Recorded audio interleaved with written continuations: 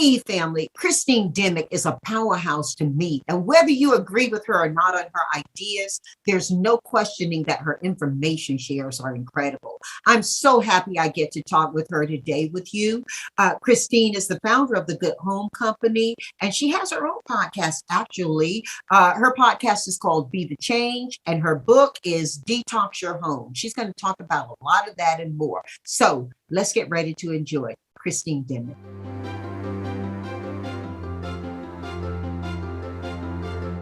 Christine, we're so excited about you being here today. Welcome to the family. I am absolutely honored to be here and to speak with everyone today. Thank you for having me on. Oh, wow. Listen, it is so exciting. I mean, my goodness, I was sharing that not only are you the CEO of Good Hope Company, but you've also written a book about detoxing your home, and you have a podcast on Apple, Be the Change. There's so much for us to get into here. But before we do all of that, I want to know a little bit about Christine, how she evolved to that point. Who was little Christine? Oh, that's interesting. Interesting question. We're going to get right to the heart of it. So I am the founder and CEO of the Good Home Company, as you mentioned, and that was started in my kitchen over 25 years ago. I am the granddaughter of a farmer in Bowling Green, Ohio, and my family's actually 4 generations of farmers. And I live in New York City. I'm a city girl. I'm still here.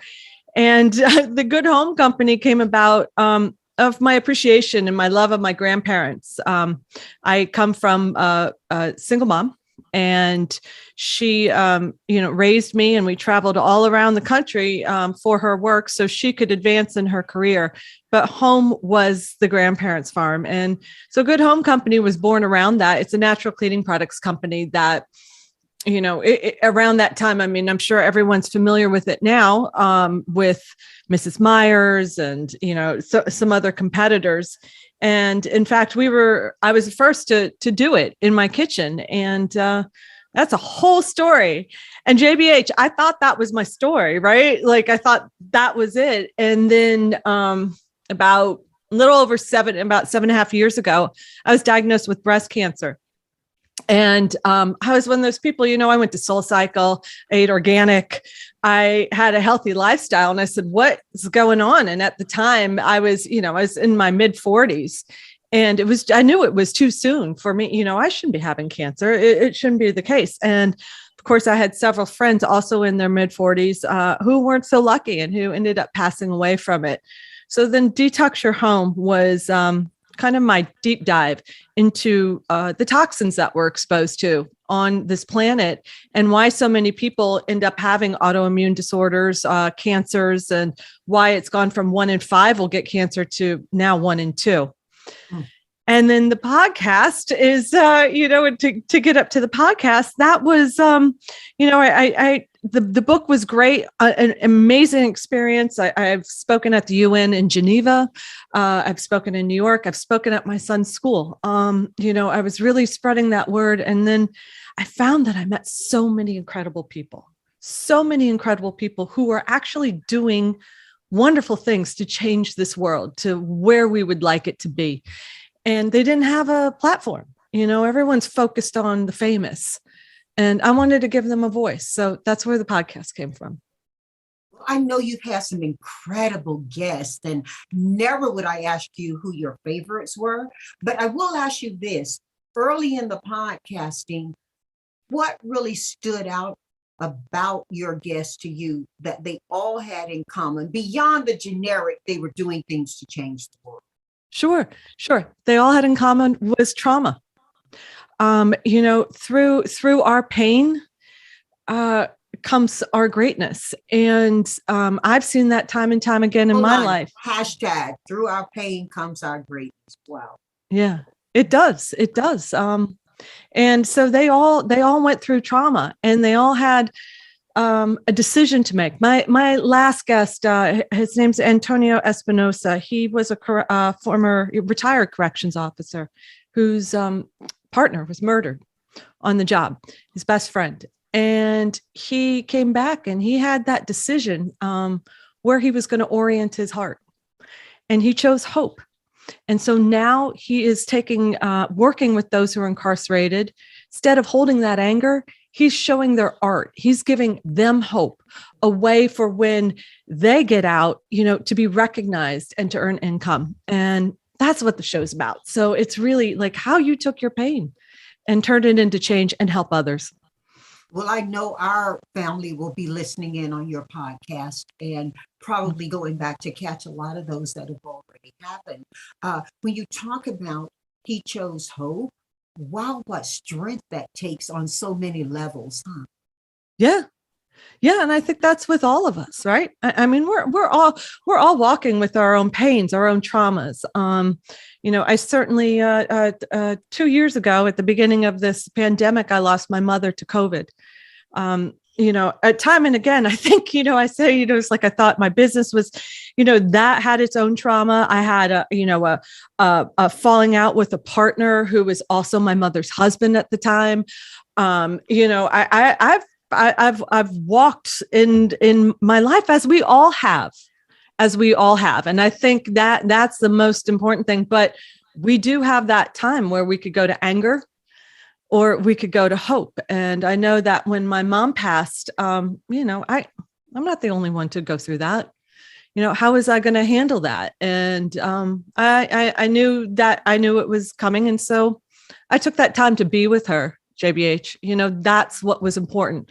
I knew I had very little time and I made the most of it for her. You talk about that time to be with her.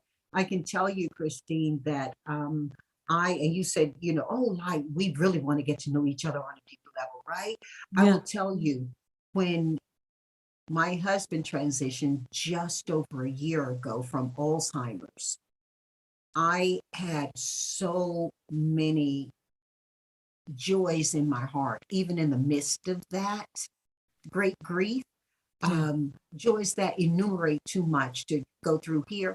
But the thing that I do want to share with you is I had thought, because you talk about through our pain coming our greatness, some of our greatest joys can come through overcoming them as well. I had thought, wow, my life is over in so many ways because Bernie and I were so connected, 40 years plus connected. And we defeated all those ideas of you can't be happy and, love doesn't have to hurt is the theme of our life together, right? And it didn't. It was joyful so much.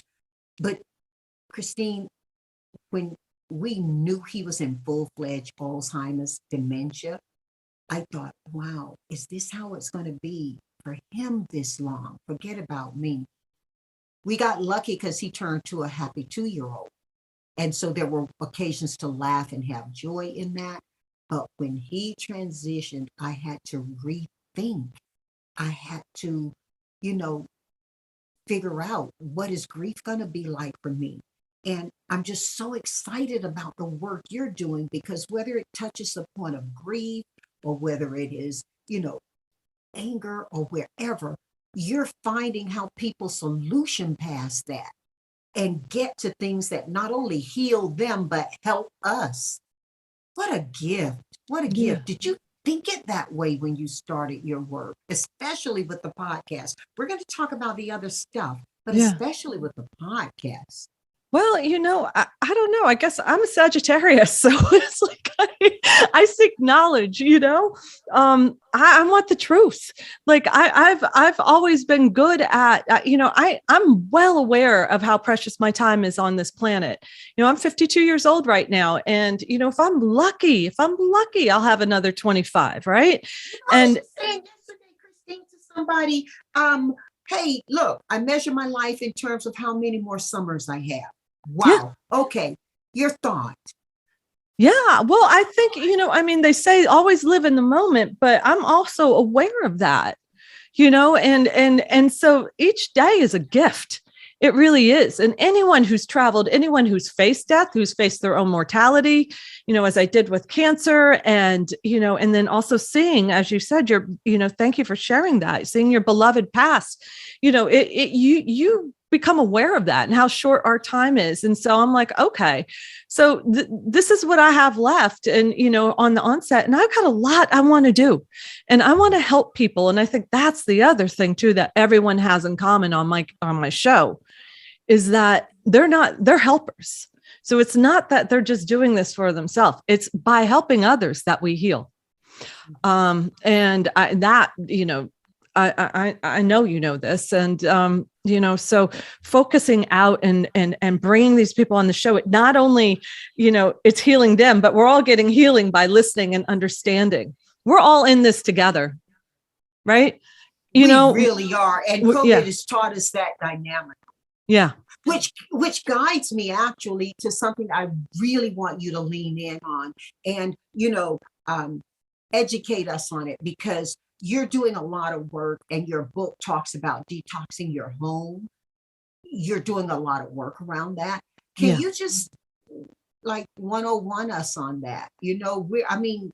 A lot of us think we have clean homes. We're not silly. We know germs live underneath, but we think they're friendly germs to us. And we're taught that, you got to eat a little bit of dirt, and help us. There is some truth to that. I mean, there is some truth to the fact that our food's so clean now, and that it's not, I grew up, what's for lunch? And my grandma would say, go in the backyard and go pick some spring onions for your grandpa, because he always had, we had a jar of onions and water for him at lunch, picking the corn off the stalks. So we do need a little bit of that dirt. But I think what I was shocked to find out, I did this, and I didn't go to, there's a lot of stuff going on with misinformation and all that. And I went directly to our government websites. You don't have to look much further than that. All of it's documented. There's papers there on what's causing what. And there's three things that I really focus on. One, you may be shocked to know, is that the most toxic part of our home is our air. And the air that we breathe there's many things going on in our home, whether we burn candles, we use, we all wash our clothes, we clean, and we may not open, if you're in Manhattan, like I am in New York City, you may not open your windows that much. And we need air circulation. So the quality of your air is extremely important. You can go on, it's easily found. There's one company I know, it's named Aware. I don't like to push companies, but it's a device that you plug into your wall, and it tells you the quality of your air at the moment. So that's you're going to scare a lot of people. Well, I don't want to scare people, but there's ways to immediately. The good news is that unlike the air on the outside, which is going to take a lot of legislation and a lot of phone calls and protesting, et cetera, right? This is something that you can easily fix. You can get a HEPA filter. And if some of them are expensive. I spent maybe $100 on mine, and it's in every single bedroom. Okay. And that does a huge difference in your air quality. You may see that you sleep better. You may say that your asthma is reduced. It is very important to have that in your home. And by switching to things such as, natural cleaning products, or using, like what our ancestors used, vinegar and regular soap to clean, cleaning, we have to rethink what clean is, and particularly when we had this COVID and with this pandemic, and people were using bleach like left, right, and center. And actually bleach isn't killing COVID, but you could use something like hydrogen peroxide, which does, and much gentler on the system. The second thing that I would address is plastics and the overuse of plastics. So what happens? So it's not so much the plastic itself, but it's the chemicals that it's made from. It's made from petroleum, which is in fact the natural source. It's oil, right? But it's processed into this product that we have that when we heat it, we drink out of it, we freeze in it, it leaches out these things that are called phthalates. And phthalates mess with your endocrine system. What's your endocrine system, you may ask, right? Not everyone knows this, but it is, it controls our weight. It controls our mood. It controls our fertility. So by all these products that the phthalates are in perfumes, they're in our body creams, they're in our bottled water, all of this. It's no coincidence that so many young women these days are having trouble conceiving. And men for that matter, the sperm count in men has dropped 50%. Yeah. So so it's heavy stuff, but I often go on and, and I speak with HR departments and try to lead it in a empowering way, because there are things that you can do. You can use less plastic. You don't have to drink out of bottled water. You can, if you want to buy your water, buy it and put it in glass. I can also tell you in the book, you would find that water, it doesn't come from a magical source. When you're buying it, you're buying the plastic bottle, right? That's not like some fairy didn't bless that water and make it contaminant free. It's actually probably coming from the same tap water that you're drinking out of. Poland Spring that comes from Maine. If you live in Maine, you're drinking that already out of your faucet. Yeah. When I was growing up, all of our water came from the faucet or from pumps. I grew up in North Carolina. And years and years and years ago. And I remember going to Europe and being surprised that people actually bought water in bottles. So you're making me think of that. Now, if that dates me, so who cares? I'm living the life, right? I'm doing what you're trying to help all of us do, which is get old healthily. But when you talk about just the surprise of what's in your home, and you said, the good news is we can fix stuff. Let's talk about some of the fixes that you recommend to help us all live healthier, whether it's our air or whatever else you've discovered on helping us to detox. Sure. Well, I see right behind you, you have a plant. I don't know if that's a real plant or not, and I hope it is, but plants are wonderful. We need to have more. It's a real plant. It's an elephant plant. Beautiful, beautiful. More plants in your home. They clean the air.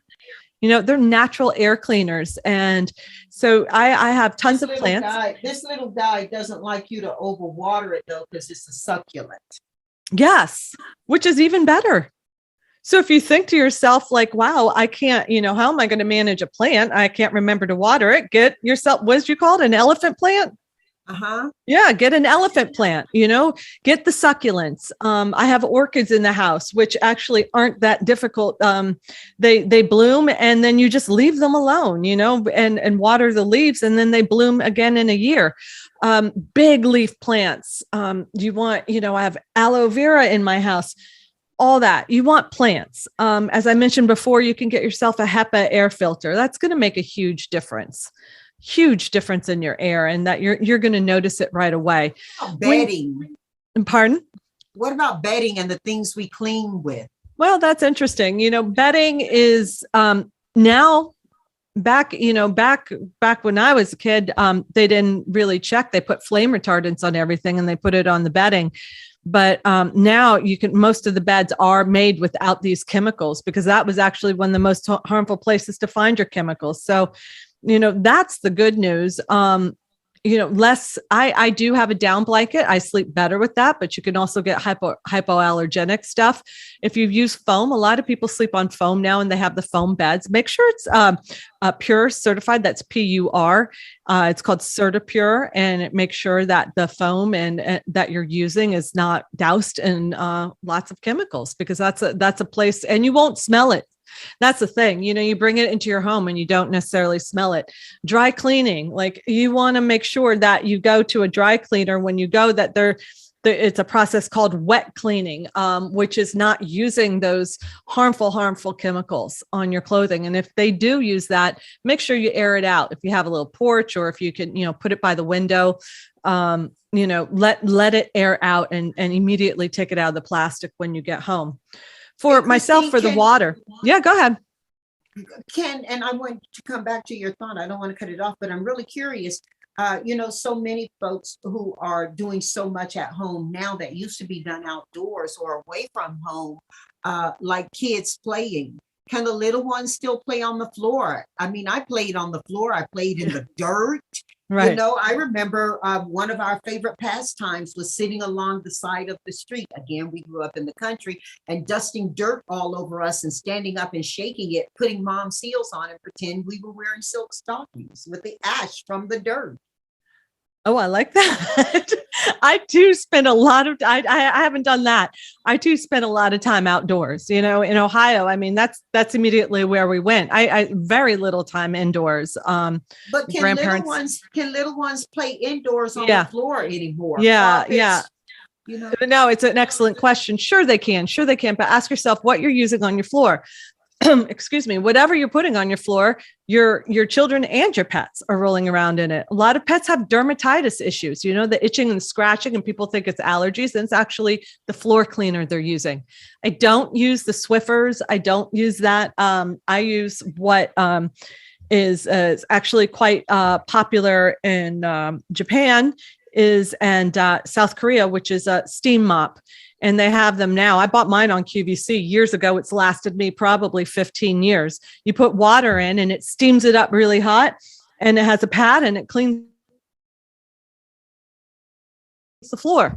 And that's it. And it's just hot steam, and it's perfect. You don't have to use harsh chemicals to clean, and you shouldn't. Also on the carpet, like the sprinkle of the carpet. Remember that, like the carpet fresh and all that. Don't use that because you don't get it all up, and your children and your pets are inhaling it. You talk about pets, and there's somebody behind you. Who's that? Okay, so I have two. I have two rescue Chihuahuas. I have Ringo and Ella. Yeah, and Ringo. Is that Ringo Starr and Ella Fitzgerald? Yes, Ringo Starr and Ella Fitzgerald. That's right. That's absolutely right. So they're hanging out. Yeah. So they're a lot of people think they're cats. I couldn't tell honestly from here, but I know you got a lot of adorableness going on there. Is sleeping with pets okay? I sleep with my pets. Absolutely. I think so. Yeah. I think pets have been very healing for people over COVID, especially. I mean, historically, we've all coexisted, right? But I think, and more frequently with pets lately, but I think there's a lot of calming and a lot of fun that can feed to how we're healthy as well when we interact with pets. How do we make sure that we are good pet owners? Well, you also would think about when you bathe your pet, look at what you're putting on them, and listen, Lyme disease is very rampant here on the East Coast, and I know you want to protect them from the fleas and ticks, and so we put it's a pesticide that we actually put on our dogs. I don't put that on my dogs in the city, and you don't have to, so you want to just like as a human, like if you're going into the forest and you're going to go on a hike, you may want to spray yourself with something that's powerful, that's going to keep off the bugs, but you're not going to put that on yourself every day, because it just doesn't make any sense. I use a gentle soap. I use an olive oil soap when I bathe my dogs. Very, very simple. All their food's made for them. Fresh water, just like I have. I think one of the things, we're talking about drinking the tap water, and it's so important. You do have to look. We are looking at Flint, Michigan, and there's an example of where you thought the water was safe and it wasn't. What happened in Flint, and which is still happening in Flint, which is a whole other podcast. But the pipes were old, and the pipes had lead in them, right? So the chemicals that were being used, and when they switched it over, leached that even more. So there's simple tests that you can do at home to make sure. Like if you don't know, if you're in an apartment like me and you don't know if your pipes are safe or not, you can go to Home Depot and you get these they're like swabs, you put it in, and it's a quick test. And I recommend everyone do that. I just happen to know. And, I wrote the book, I tested my own water. So I know, and my tap water was better than what came out of the bottled water from the drugstore.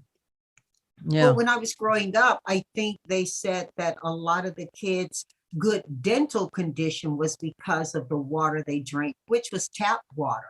Do we still get that, or was that not true? Well, that's interesting. I think you're talking about fluoride there. And so fluoride was discovered. When it was discovered, it was in a river, and they found that the town, I believe it was Colorado, and they found that the people there didn't have tooth decay. And they checked the water and they found, fluoride. And so people started using, we started adding it to our water, et cetera. But now we've used too much of it, you see, because it's in the water. But when we introduced it, we didn't have the whitening strips with added fluoride or the mouthwash with added fluoride, right? It's in our toothpaste, it's in everything. So one point it was beneficial, but now it's detrimental. So I believe it was under, and you may know this, under President Obama, it was federally lowered.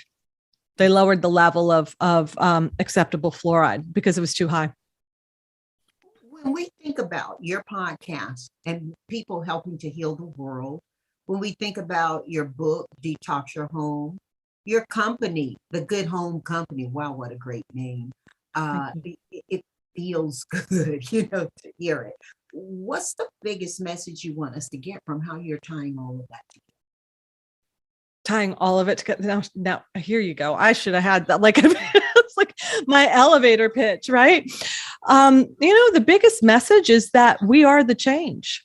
I think that from Good Home, become the change you wish to see. Exactly. That there is no, there certainly isn't they say a knight in shining armor. It's definitely not going to be that who's going to save us. It's going to be each one of us, and that's what I found through all the efforts and all the climate change and everything, that it's going to take each and every one of us to come together. And fortunately or unfortunately, I know people are tired and people want to, we all have our things that we do, but we're going to have to bring that into community, and it's overwhelming. So the one thing that I think is, start small, start in your own home, start in your own good home. And when I started Good Home, that name, I wanted it to encompass anywhere, because, you could have a beautiful, huge, maybe a huge mansion in Montecito, and, or you could have, a studio apartment on the Lower East Side, or, wherever. A good home is, it's what you put in it, It's not the material item, but it's what you're building in the home. Home is where the heart is, didn't they? Yeah. And we could be speaking of that from so many levels, including a healthy heart. So I really appreciate that. Can we go 4 for 4 now? So I'm going to ask you 4 questions. Oh, and no. To each question, you're going to give me 4 answers. Okay. Okay. And I'm just so incredibly excited to hear what your 4 answers are going to be.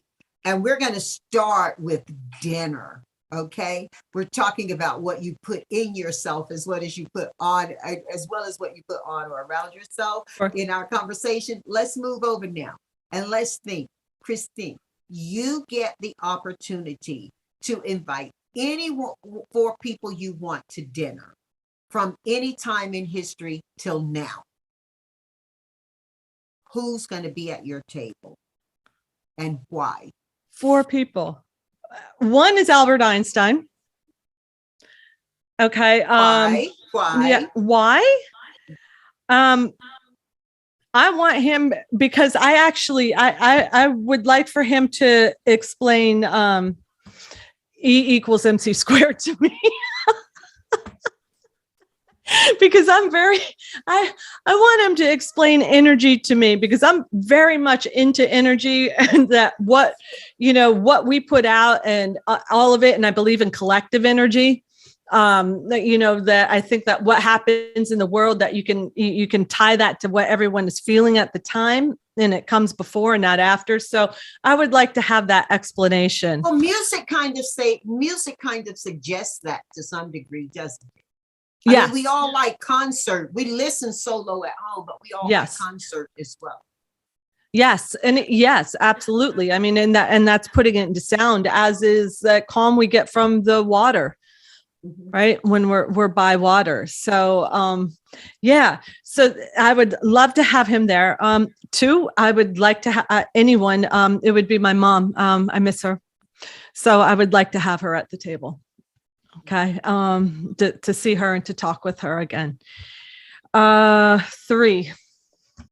Okay. So I'm going to bring it to now. Isabel Wilkerson, who wrote the Masterpiece Cast, is an incredible book that changed my life, and spoke to me in a way that I just kind of explained the system. And I would love to sit with her at dinner. Dr. Lynn Margolis was instrumental in looking at how we've developed as human, as a species, and where we came from. And it was her book. She was actually married to Carl Sagan, and she didn't get a lot of the attention that I think she should have. Yeah. So I think that I would like to sit with her and to be able to go over her work and to learn more. It's not just great conversation, but it's, I guess the key here of what I'm realizing of all the 4 that I picked is the learning, JBH. Like, I want to learn, you know? I would also love it if I could have 5 and if you could be there as well, because I would love to learn how Einstein and your mom there. Yeah, I'll come. Okay. I'll come. I'll help you prep. I'll help you prep. Okay. Beautiful. Beautiful. Yeah. I think I need like 20. I mean, I'd also like, just for humor, I'd throw in Keith Richards, because I think he's kind of like, right? So Keith could play for Ella and Ringo. Right. I mean, I saw his documentary, and you know what? His secret, like, my husband and I were laughing. We're looking at him. You know, I mean, Keith Richards, we all know what, if you don't, I mean, we all know what Keith Richards has done to his body, or what, you know, but he laughs in the documentary. He laughs like no one laughs. He's just constantly laughing. And I said, that's it. He just loves life. You know? Yeah. Because the spirit is part of the health process, and spirit needs some detoxing sometimes too. Yeah. Hey, let's go 2 for 4. I'm glad you made it through 1 for 4. Thank you.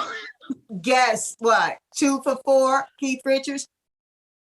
You tell us what 4 areas of music, or what 4 pieces of music, what are you listening to and why? Oh, okay. So now you're going to really date me. So one, I'll tell you who I've recently listened to. So one was Arrested Development. So that's I'm a kid from the 80s, right? I'm Gen Xer, and I recently went back to their it's not their debut album, but it's the one they won a Grammy for. And I've had the opportunity, not yet to speak with him, but with the leader's speech. And the lyrics are just, they're so powerful. And they're so, I mean, and it's also a reminder, like, JBH, I mean, like, how far back are the 80s when I was, 18 or whatever, but, it's just like the words, the struggles, is quite clear that people have been, we're talking about this for a long time, the change that needs to happen. So that's 1. 2, I just recently watched the Janet Jackson documentary, and I'm all about Janet right now. So I'm like going back into all her, it just as a reminder, it's like, I spend so much time listening to podcasts. I think it got delivered in more than one piece, didn't it? Like, it did. Did you watch it? I did not watch it, but my sister said, you got to TiVo it. You got to go back and see it. Yeah, it's on demand now. I get weekends to watch stuff. Yeah, it's fantastic. It was just really, wow. Like, and there's what someone. What did we learn new, though? The Jacksons have had such an open life and so well visited life. What did Janet tell you? Was there anything new, or was it just affirming truths you'd seen? Well, I mean, maybe, also too, when it was back in the day, right? In my day, that she was big, top 40 radio, #1 all the time. But what I didn't realize, the biggest takeaway I took away, one is her marriages, right? That we all knew she was in bad marriages, but what that was like for her, how strong she is. Incredibly just strong. And then what the Grammys and what she went through. And I think we're seeing that now with what they did to Whoopi when they, her, and again, I don't want to get political, but it's hard for me not to, but, Whoopi made a genuine mistake, right? I mean, this is someone who had thought in it and gave an apology, but still people, suspended her for 2 weeks. And Janet was not, I didn't even realize this. Justin Timberlake got to go to the Grammys, and Janet was not invited. In fact, she was banned from the Grammys for that whole Super Bowl incident. Do you remember? Where do you see that? Do you see that as she talks about it? She was the owner of the era, or do you see that because of gender or race? How do you see it? You said you were shocked at it. How do you see that? What was underneath the shock? Did you see some inequity? I didn't, when it happened. And to be honest, when it happened, the whole thing, I mean, JBH, I was young, so I mean, and I'd still say it now. It was a fantastic performance. And at the end, like a lot of us thought it was purposeful. So I'm always into pushing that envelope. What's wrong with a woman's breast, by the way? It gives life, it gives substance, and so there was nothing there, but I had no idea she was banned. I didn't get that memo. So, when after it happened, I didn't realize how damaging it was to her career. And she was basically shunned for several years. Did she talk about that in the documentary? She sure does. Yeah, she sure does. Is she in a healthy, happy place now? I think so. She has a baby boy. She was finally able to have a child. So I think so. I don't know. You'll have to call her up and ask her, but I got that feeling. And I'll have to, yeah. And if she breastfed. Right. That I don't know. Right. Wow. So do I dare ask? Yes, I do. 3 and 4. Pardon? 3 and 4. Who else are you listening to? Oh, gosh. Okay. So, I forgot. I completely forgot where we were at. So music. I'll listen. Well, okay. So this is music. It's not traditional, but I'm a Tibetan sound bowl player. And I learned when my mother was passing in the hospital. I've done one of my outreaches for after I had traveled with cancer and was cured and basically had all my everything was a clean bill of health. I worked with people who helped me in my own healing journey, and we would go to the local community center and give free evenings with women who were experiencing cancer or were caregivers. And one of my friends plays, it's an art, the Tibetan healing bowls. And it was a great comfort for my mother. And I used to I played them for her every day in the hospital. And when she had passed, I never thought so.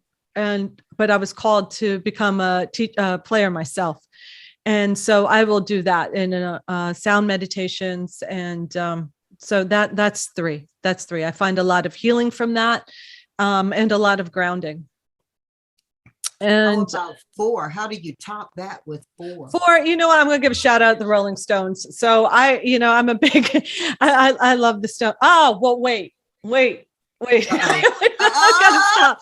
Wait. So I'm gonna have to already mention Keith Richards. So I mean, I listened to Tattoo You is one of my favorite albums, but I'm gonna throw out Prince as well, because my goodness, my husband's a musician, and we had the opportunity. Does he have an instrument, or does he play? The singer. He's a singer.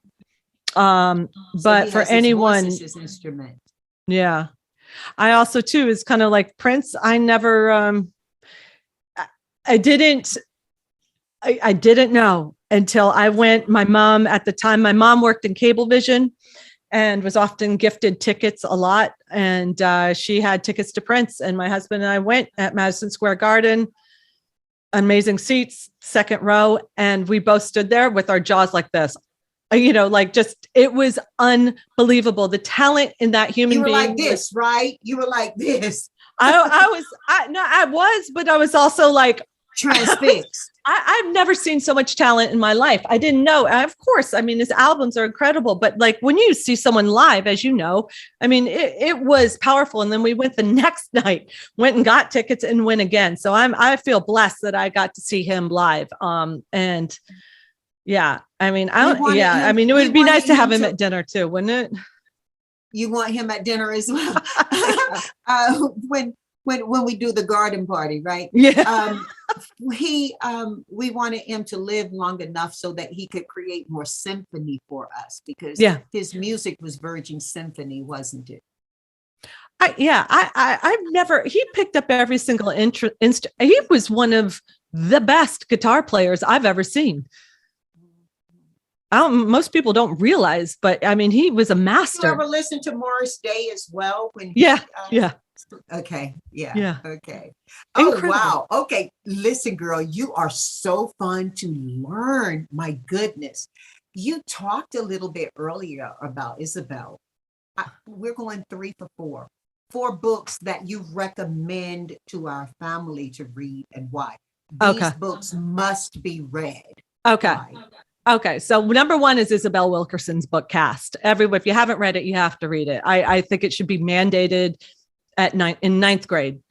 Everyone reads it. She lays it out unlike anything I've ever seen. Just an incredible piece of work. She breaks down how this world, how our system, how the construct was created on caste, and that no matter how hard you try, unless you were part of that upper caste level, the system is created so you won't get there. And it's quite prevalent. We know this in India, and she talks about it throughout the world, but brings it back to where we are in the United States. She takes it, of course, it involves racism and how, colonization of the states brought that upon and everything. But I think even for those of you listening out there who are maybe white listeners and thinking, not understanding it, I urge you to read it. The people that are in the government and the people that are running the businesses, there's a few that get up there. And the woman in front of me is right here who's gotten her $1 billion business, but the system is created for all of us to stay in our place. Have you read it?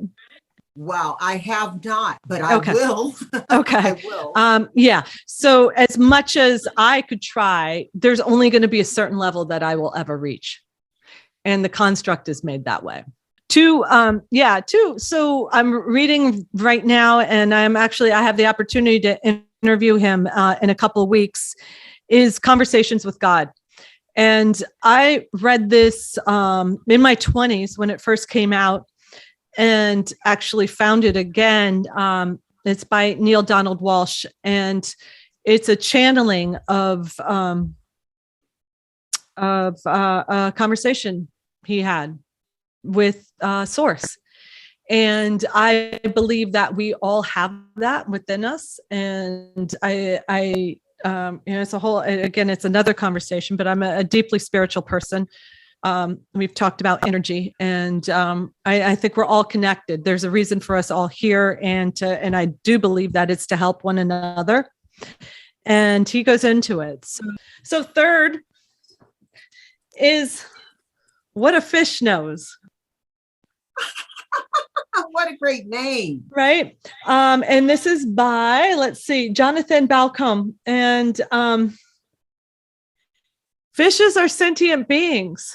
So that means that they can feel. And this book really changed my life. I'm a vegetarian, and I would occasionally have fish. And I'm not saying don't, this is going to stop you from it. But what I think is important in this is that it brings back that we're all connected, not to just one another, but to nature. And that this entire world, we are way out of balance right now, and we need to bring it back into balance. In the beginning of this world to where we're at now, to present day, if you put it in a calendar year, humans represent 15 minutes. We're at 11:45 p.m. on December 31st.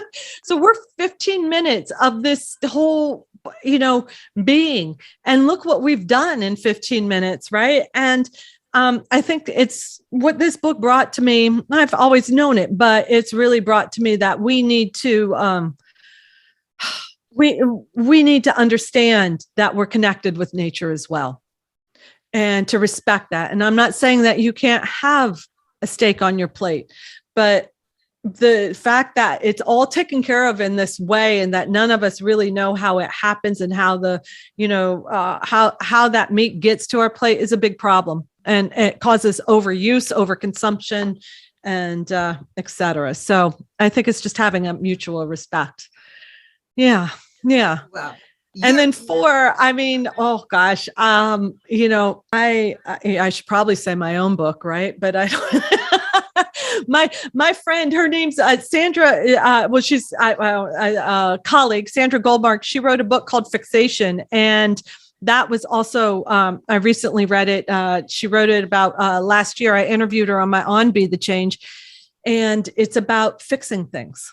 And I think that goes to a lot, that instead of throwing out those boots that may have a hole in it, to go get them fixed. The TV, if it breaks, or the vacuum or the toaster, to not just live in this disposable society, but to start fixing things. Yeah. Wow. I remember that's how we're going to get out of this. I remember growing up, and you fixed everything, and you Everything. recycled, and you passed it forward. But nobody really had a lot of trash. What 4 pieces of advice have you been given in life, and by whom, that you can share with our family? Great advice, greatest advice you've been given. By whom, and why are you sharing? Okay. Interesting. So 2 immediately come to mind. One was, it is not the idea, but it's the execution. Okay. And so that was profound for me in my business. And that came from was random, not someone I know, from watching The Real Housewives. Remember Bethany Frankel? Do you remember that Real Housewives of New York? Is because she didn't she build was it margarita? I don't know how big her business was. I don't know either. She built a business on a drink. Yeah. I mean, and this is not a show that she also took aid to Puerto Rico during Did she? Storm. Good for her. Good for her. Yeah, that's what I know. I haven't seen her show, but I've seen her work in the community. Okay. So that was, she didn't necessarily give it to me, but I had heard her say that. And I learned that lesson very much so for those entrepreneurs out there. When I started the Good Home Company, again, I was the only person who is doing this. And it was, it was an incredible idea, but guess what? It's not the idea, it's the execution, and it wasn't executed properly. And, I did what I did, and I don't regret it. I learned so much from it. And I also believe that everything has its own reason, and had it went a certain way, I certainly probably wouldn't be where I am right now. So I'm fine with that. But for those of us who are doing that, I always think about it now. When you have an idea, anyone can take that idea, and trust me, they will, and they'll turn it into something else. It's how it's executed. So work on that plan. 2, I went to, this is also business. And I know you have a lot of entrepreneurs listening, a gentleman by the name of Vern Harnish.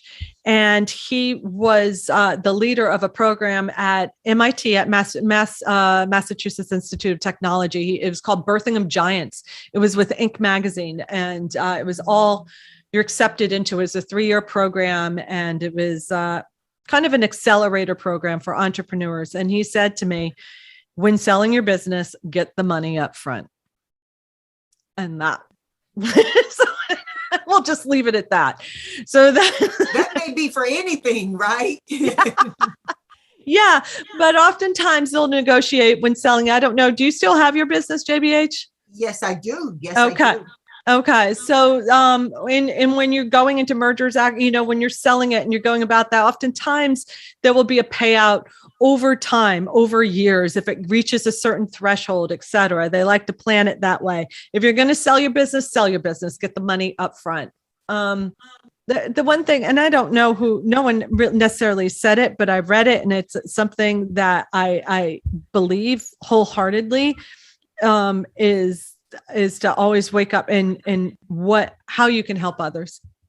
That it isn't about me, and it's about my participation in community and how I can help others. And that is how you come to joy. Everyone's talking about how to find happiness and how to find joy. And I found that truly, I found joy by helping others. So, don't treat others as you want them to, the saying that, treat others as you would want to be treated. It's treat others how they want to be treated. Wow. Right. And I read that the other day, and wow. Yeah. And so, I'll leave it. So engaging of other people's feelings and needs. That's very engaging. Yeah. Wow. You gave us, you just slipped that 4 for 4 in there with the biggest punch. That's incredible. That's incredible. I love, you know what? I love leaving this conversation thinking on that. Chrissy, thank you so much. From my heart to your home, I am filled with gratitude, and this has been an awesome, awesome conversation. We got to do part 2. I appreciate it. Thank you for having me on. And thank you for being the change. Thank you. Thank you so much.